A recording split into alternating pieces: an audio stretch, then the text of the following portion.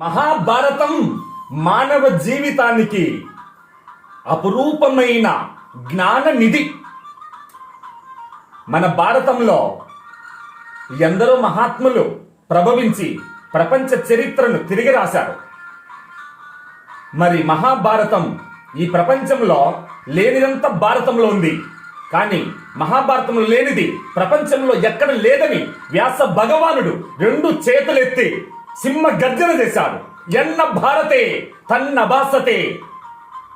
మిత్రమా, తింటే గార, వింటే భారతం, కంటే ఉత్తమ సంతానాన్ని, అప్పుడే మన భారతావని పరమానంద భరితమవుతుంది.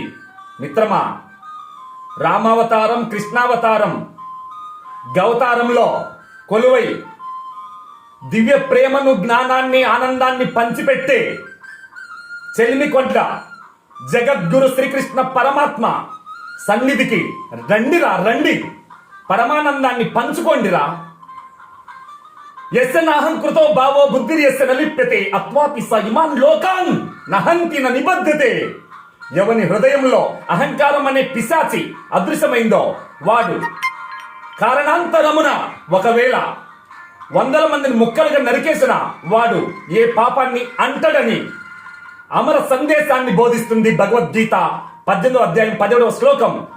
ఓ భారతీయుడా, నువ్వు పుట్టినందుకే ఈ దేశంలో గర్వించు. హిందువునని సింహగర్జన చేయి. ఈ ప్రపంచమంతా భారతదేశానికి రుణపడి ఉంది. కారణం, ఇన్ని సర్వశక్తులతో తులతూగుతున్న భారతావని ఎటువంటి ఇతర దేశాలను బాధ పెట్టలేదు, భయపెట్టలేదు. అది మన భరతమాత దివ్య సందేశం. భారతీయుడనని గర్వించి పరమానందంతో భగవద్గీతను చదువుకో. జై భారత్.